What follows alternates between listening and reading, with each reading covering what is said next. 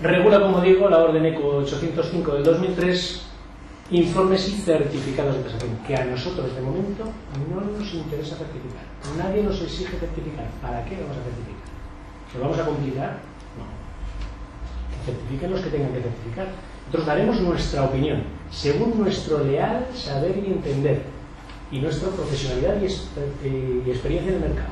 Nada más. Modifica esta orden los conceptos de cálculo de valores para responsabilidad hipotecaria, fondos de pensiones y algunos derechos reales. Bien.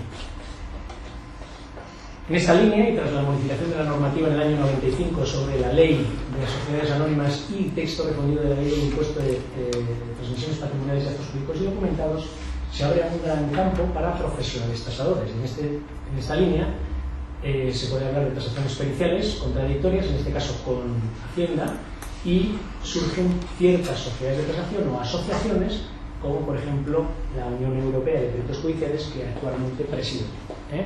Soy el presidente de la Unión Europea de Peritos Judiciales, que es la que habilita a los tasadores como nosotros, expertos en el sector y conocedores de la norma, a realizar tasaciones ya con una fuerza jurídica. Hablaremos ahora, cuando lleguemos a peritación judicial, un poco de cuál es todo eso, ¿no? Y de qué forma podríamos introducirnos en el mundo de la peritación judicial sin necesidad de hacer grandes esfuerzos. Quiero decir, porque somos todos expertos en el sector, somos todos del sector inmobiliario. Los principios que hay que aplicar en esta orden 805 del 2003 son un principio, que es el de anticipación, que habla de que el valor de un inmueble, en este caso lo vamos leyendo, que pertenezca a una explotación económica, es decir, a una empresa, a una granja, lo que sea, será función de las expectativas de renta que proporciona. Es decir, que si yo tengo esta sala y la empleo para dar un curso al año de esto, yo da Javier Zapatero, si yo pido una hipoteca al banco, el banco va a decir, como que, mire usted, la explotación económica que va a hacer usted este salón, esta sala, no es la más adecuada. Le vamos a dar, en vez del 80, el 70 o el 60%, porque además usted no sabemos la capacidad de endeudamiento que usted tiene. En cambio, si aquí estuviera el Corte Inglés durante todos los días del año, desde las 8 de la mañana a las 11 de la noche, dando cursos de formación a sus empleados, o el caso de Alfa, que también hace algo parecido, cuidado.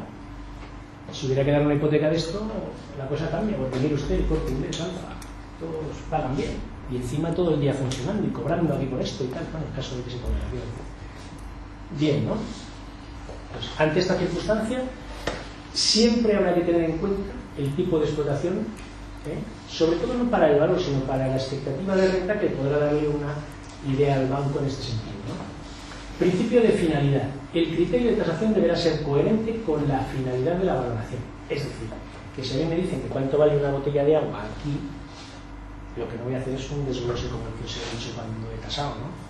Lo mire usted, aproximadamente 30, 40 céntimos. Pues vale, más o menos ya se lo vale. Si me resulta muy complicado, pues menos de €1 seguro, llévate €1 en el bolsillo, que por menos de €1 seguro, porque es que no tenemos más finalidad que el conocer eso, cuánto me cuesta, ¿no? Cuánto vale. Principio de mayor y mejor uso. Si yo tengo un terreno de 100 metros cuadrados en la calle Serrano, lo normal es que haga un edificio de 10 plantas en esos 100 metros. No, es que solamente quiero hacer un almacén para guardar ahí unas herramientas que tengo. No vamos a valorar el terreno en base a lo que va a hacer usted, sino al principio de mayor y mejor uso. Lo que yo entienda que mejor puedo hacer ahí y el mejor uso que yo le voy a dar. No es que esto, mire usted, como va a ser para un almacén, bueno, pues ¿a cuánto están los almacenes aquí en la calle Serrano? ¿1 millón el metro? Vamos a ponerle el almacén. Bueno, pues un almacén de 10 metros cuadrados, pues nada, 10 millones. No, usted puede hacer mucho más, Y el terreno vale en función de lo que usted puede construir, no en función de lo que usted vaya a construir, de lo que pueda construir, ¿no? Importante. Principio de probabilidad. Ante varias opciones, elegiré la que corresponda a algo que sea más probable, lo que se considere más probable. En cuanto al principio de proporcionalidad, los haré los informes con la amplitud necesaria, lo de antes. Si a mí me pide un señor que cuánto vale su casa, lo que no puedo hacer es decirle, pase usted al despacho, siéntese y ahí sin moverse, y te quedas ahí 4 horas escribiendo y haces un informe de 20 folios que el tío dice, va. No sé, yo no quería que saber cuánto valía mi casa. Ya, mire usted. Vamos a hacerlo proporcional, en hojita, pues mire usted, según los datos orales y despacho profesional, el precio de su vivienda es de tanto. Entonces, 4 líneas, una valoración, algo rápido, sin mucho lío, ¿vale? Principio de prudencia. Ante varias posibilidades igualmente probables, yo puedo utilizar varios métodos para tasar. El método residual que hablábamos antes, el método del coste, un método por comparación, etcétera. Todo esto lo puedo utilizar yo, muy bien. Si me dan 4 valores distintos, utilizaré por prudencia el más bajo de los que he obtenido, ¿vale? Principio de sustitución. El valor de un inmueble, importantísimo, además lo habéis utilizado muchas veces, es equivalente al de otro, que sea similar y sustitutivo de este primero. Si yo tengo esta sala y al lado hay otra idéntica, y esa se ha vendido en 50 millones, pues yo sé que esta, que es sustitutiva de aquella en metros porque es gemela y en zona, la comparo a la que se ha vendido allí y automáticamente sé que está 50 millones. O sea, es lo que hacemos habitualmente. Temporalidad. Principio de temporalidad. El valor de un inmueble varía a lo largo del tiempo. Pero vamos a ver, señor ministro, si usted me dice que el valor que yo tengo que utilizar y dar al final es un valor hipotecario sostenible en el tiempo, ¿cómo me puede decir usted que aplique un principio en el cual yo digo que el valor de un inmueble varía a lo largo del tiempo? No es que sea incongruente 100%, pero me parece que ahí se despista algo. Es decir, si yo aplico algo que me hace pensar que el valor de un inmueble varía, no me diga usted que de un valor que permanezca en el tiempo invariable. O llámelo de otra forma, porque ese valor yo creo que no existe. Principio de temporalidad, un primer punto oscuro de esta ley que a mí personalmente no me gusta. Todos los puntos importantes a la hora de reafirmarnos en que no tiene ningún sentido trabajar así. Hemos dicho al principio que el banco hace lo que le da la gana con lo que le lleva el tasador. Vemos aquí que estamos aplicando ya cosas que... Entonces, tanto lío, primer grupo, regularísimo, no sé qué, solo la sociedad de tasación, encima el presidente del banco es... Perdón, ¿qué es esto? ¿No? Principio de transparencia. El informe de valoración deberá contener información clara y bastante para su fácil comprensión, detallando las hipótesis empleadas.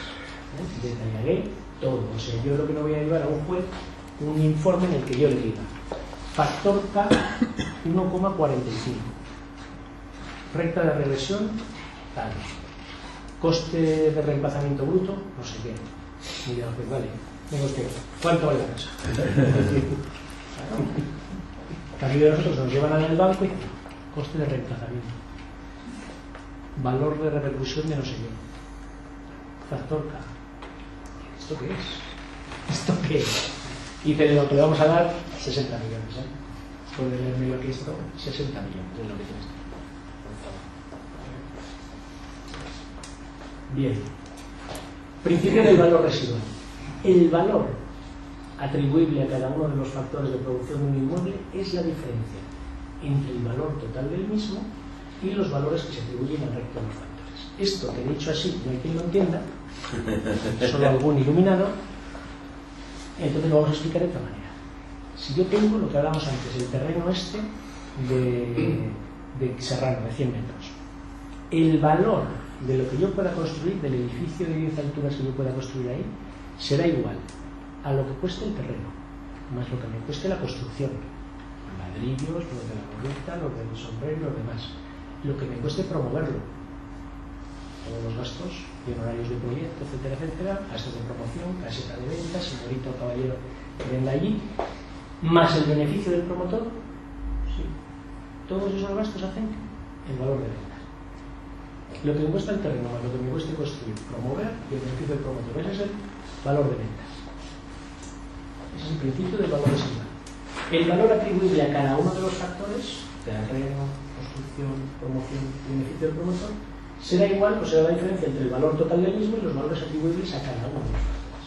Es un método interesantísimo que vamos a ver ahora mismo, y que nos va a venir muy bien cuando nos manden a hacer alguna cosa que se nos complique de entrada. Antes nos hemos quedado con la pregunta.